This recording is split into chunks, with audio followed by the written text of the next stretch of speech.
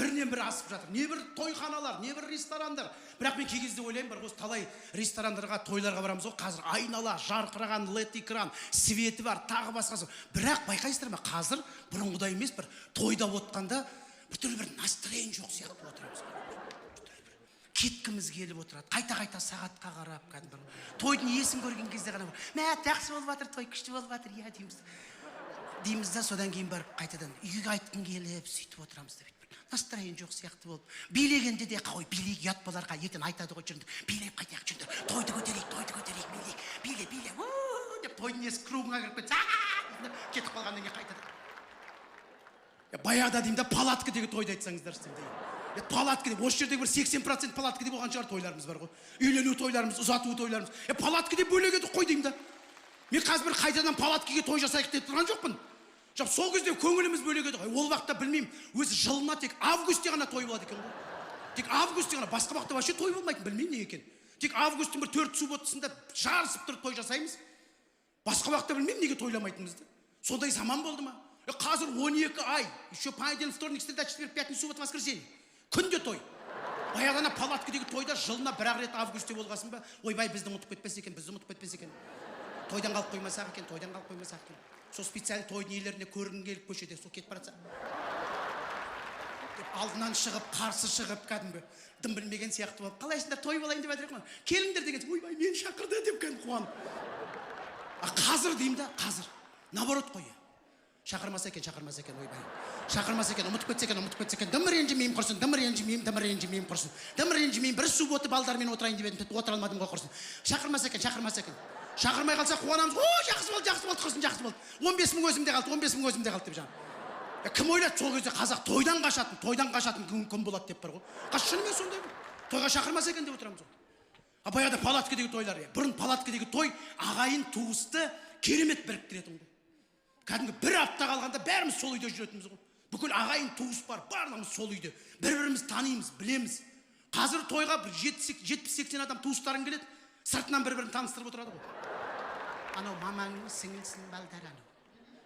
Ана столда отыр ғой, мамаң сіңілсінің балдары. Иә, әне отыр ғой, басында шаш жоқ кәді. Соның ар жағында отырған папаңның інісінің балдары. Сыртынан таныстырып отырамыз ғой. Бір-бірімізге барып танысуға да білмеймін, уақыт жоқ па білмеймін. Тойға шыққанда 60-70 адам бір шығарамыз да, бір-екі адам тілек айтыңдар, қалғандарын отырыңдар дейміз. Бұрын кәдімгі ойбай палаткадегі тойда 70-80 адам тойға дейін бірге жүреміз. Ер азаматтар бөлек, өздері палатка тасып, өздері стол тасып, орындық тасып жүреді. Әйелдер қауым әжелерімізден бастап бүкіл жаңағы абысындар бар, келіндер бар, қыздар бар, барлығы бөлек, өздері столға не пісіреміз, дастарханға не пісіреміз деп. Ол кезде дүкен жоқ қой. Барлығы бірігіп жүреді. Сол кезде біз баламыз тойдан қалмаймыз. Как будто біреу шақырғандай. 1 сентябрьға дайындап қойған киім киіп аласың. Мамаң үйден шығайын деп жатқанда бітті. 1 сағат мораль оқиды. Жолыспа, алыспа. Сентябрьға киетін киімін. Бірдеңе басып кетпе. Арчақпен жүрсең миналар ысытады ол кезде. Бүйтіп жүр, сөйтіп жүр деп. Қалай ұстарыңды білмей қаласың, өзіңді бар ғой. Тойға барасың ғой, мә тойда дегенде. Сонда кіргенде палатка, пабразный стол құрады. Келген қонақтың барлығы орын жоқ ол кезде. Қазір список қалып қоямыз ғой, кімді қай жерге отырғызамыз. Да сол тойдың ішінде болсаң да 17-ші столда атың жазылып тұрса, уже настроение түсіп қалады ғой. Тойға кірмей жат, мені 17-ші столға жазып қойған несі құрсын. Нағып мені 12-ші столға мұраттармен отырғызбаған мені құрсын. Мен солардан уже төменмін бе уже деп. Уже тойға кіріп батқанда настроение жоқ қой бар. Потому что сен 17-ші столдасың. А сенің ана достарың олар 12 деп отыр. Былай қарасаң қасында тұр. Просто номерация саған ұнамай тұрған. Расымен сондай, соның бәріне мән беретін болып біз бар. Бұрын деген палаткаға кіргенде ұзын скамейка кірді, кір, отыр. Кім мен, кім дос па, кім ағайын, кім құда, вообще разница жоқ. Кір, бәрі жылжы, рәкәй, жылжы. Кір, ар жақ қайда кетіп жатыр, құдай білсін бар ғой. Ар жағы білмеймін, палатканың ар жағынан шығып кетіп жатыр ма, оны ешкім біліп жатқан жоқ. Главный алдындағылар кірсе болды, главный. Былай отырған қонақтар бір қарасаң қырымен отырады ғой. Бірақ бәрінің настроениесі күшті бар ғой. Қырымен отырады. Главный қолы столға жетсе болды. Столдан обратно аузына жетсе болды, бітті. Басқа ештеңе жоқ. Сонда біз баламыз тойдың сыртында жүресің, ішінде өздері сыймай жатқанда, ты что, біз не істейді? Сыртында жүрсең, ішінде отқан адамдардың арқалары көрініп тұрады, домалақ бар ғой. Кім отырған білмейсің ғой, барасында дік алма берші дейсің.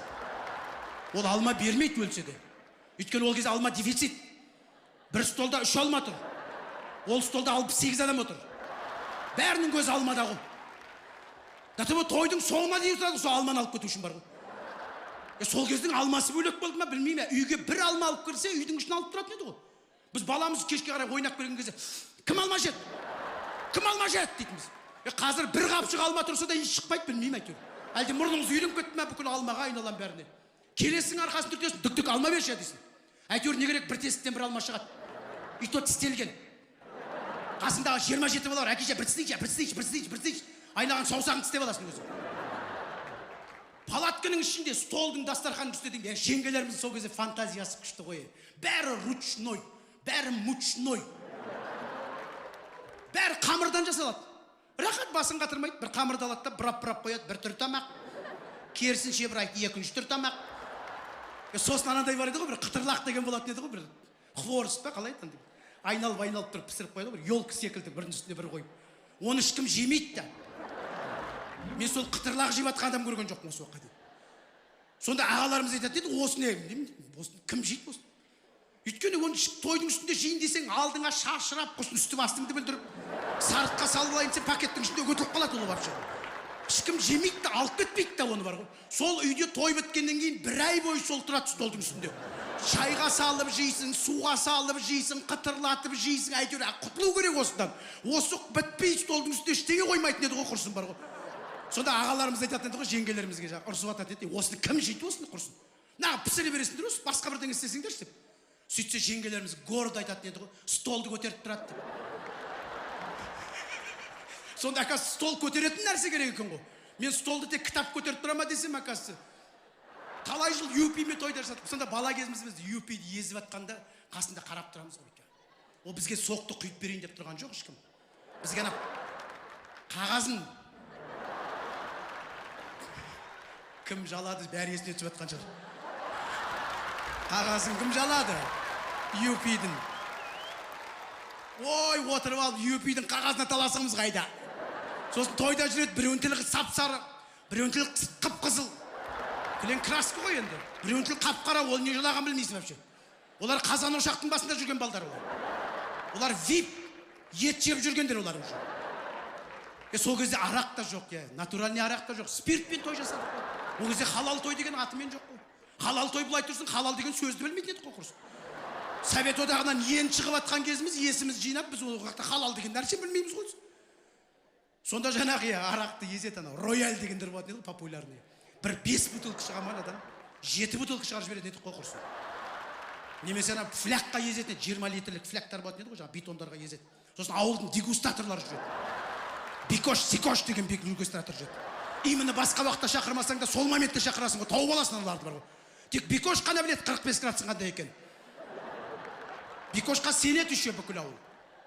Бикош ішіп қарайды да, что-то бірінің ішінде спирті көп дейді. Кішкене су құйып қоясың, ішіп қарайды да, что-то су көп болып кетті дейді. Бір қарасаң Бикоштың өзі нормальный болып қалады. Бикош вообще той көрмеген.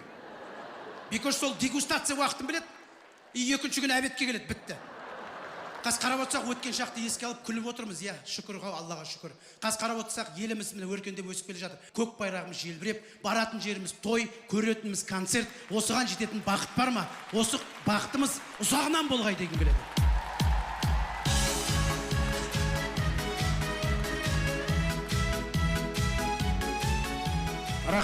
Рахмет.